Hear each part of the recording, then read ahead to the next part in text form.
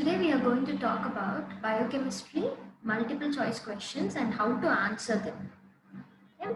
So the first question is protein that precipitates on heating to 45 degrees Celsius and redissolves on boiling.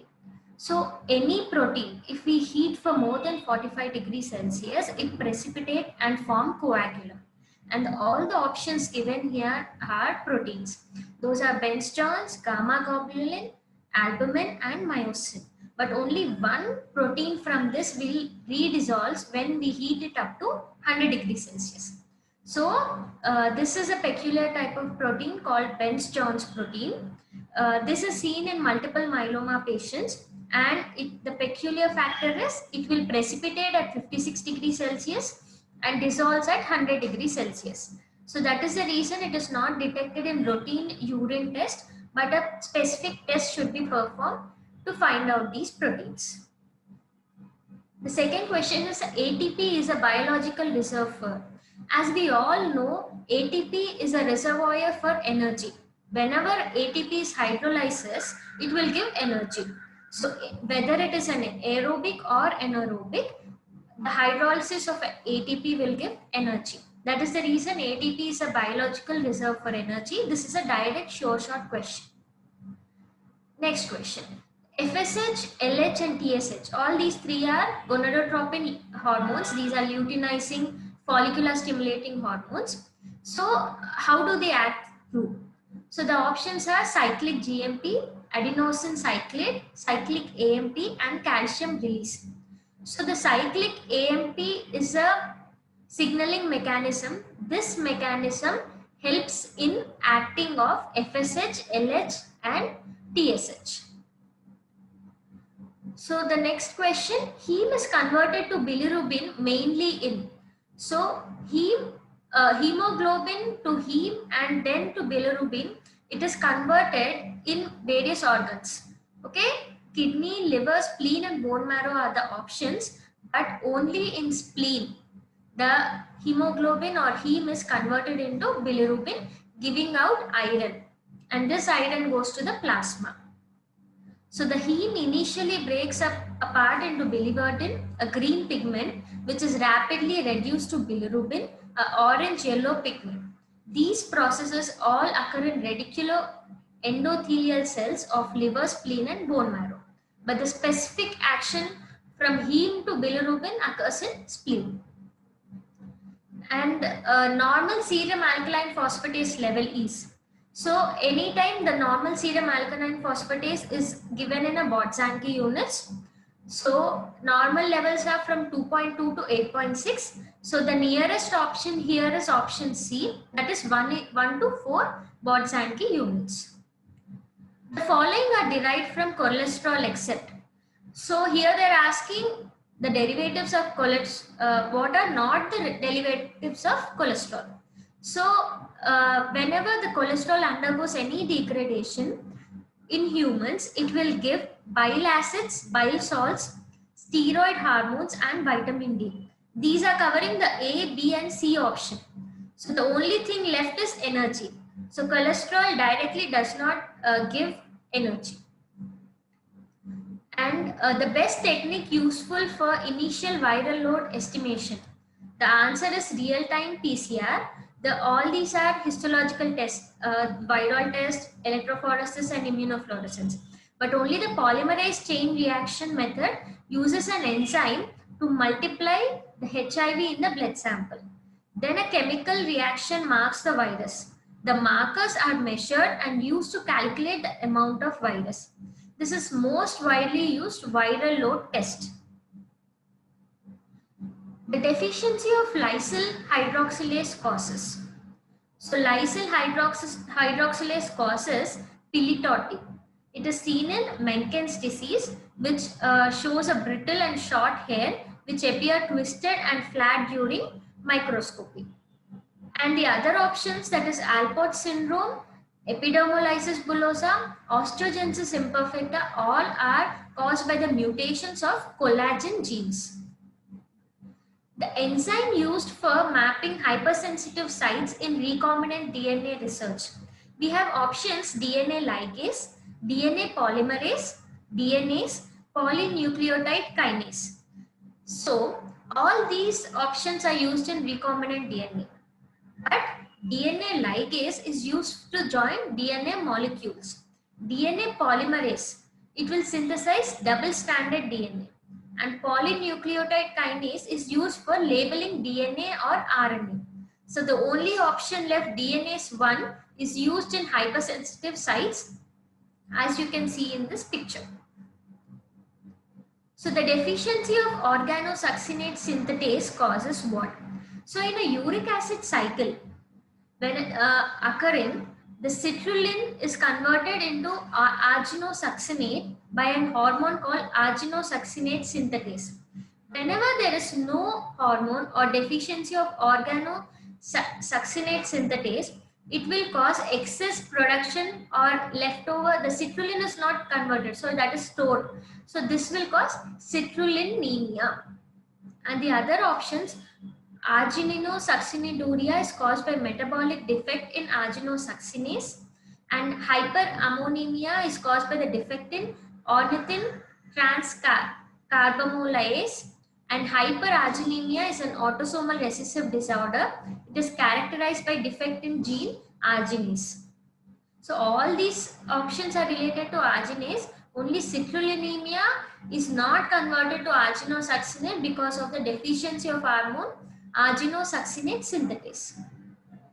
So the glucose is stored in animal as, we have options starch, glycogen, dextrin and cellulose. The first option is starch, but glucose is stored in plants as starch, and glucose is stored in animal as glycogen. And then glycogen is synthesized and stored mainly in liver and muscles in human beings. So positive nitrogen balance is seen in, we have different options: malignancy, pregnancy, uncontrolled diabetes mellitus and burns. So what is nitrogen balance? Nitrogen balance refers to the relationship between nitrogen intake and nitrogen output. So mostly all the adults are in zero balance, that is in equilibrium, equal intake and equal output. But positive nitrogen balance occurs only during periods of growth, pregnancy and recovery from illness. But here we have options malignancy, uncontrolled diabetes and burns, which are illnesses. So that is, in these cases there is negative nitrogen balance. Only in pregnancy and childhood we have positive nitrogen balance. The generation of free radicals occurs by all the following mechanisms except. So we have here the free radical cycle. So in which situations the free radicals are produced. Anytime, any normal metabolism in human body will release free radicals. And if there is any oxygen toxicity, the oxygen breakdowns into free radicals of oxygen. And reperfusion of ischemic injury. Ischemic injury is caused by deficiency of oxygen. Here when there is reperfusion occurs, the oxygen is utilized more and more.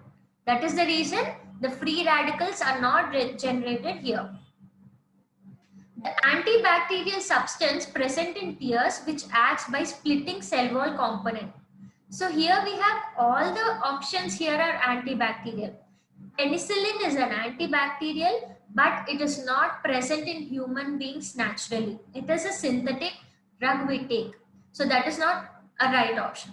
Lysozyme. Lysozyme is present in ears and it is antimicrobial also. But here they ask, it acts by splitting cell wall, but lysozyme does not act in that way. And then the next option is beta-lysine. Beta-lysine is a produce of a platelets during coagulation. It is directly antibacterial and it causes lysis of many gram-positive bacteria by acting as a cationic detergent. So the correct answer is beta-lysine.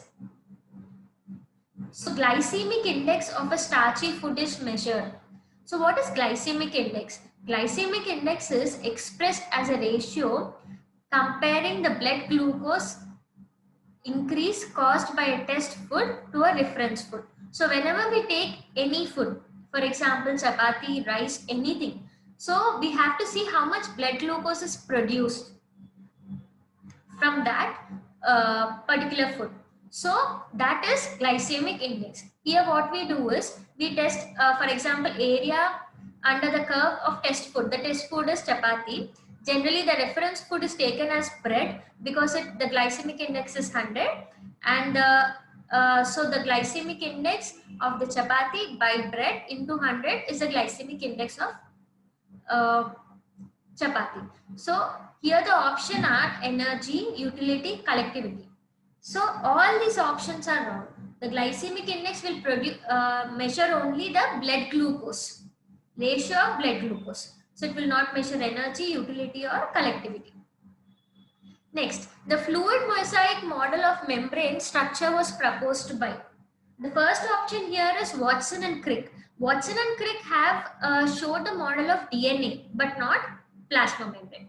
Edward Angle has given orthodontics classification, and G.V. Black has given classification for cavity preparation.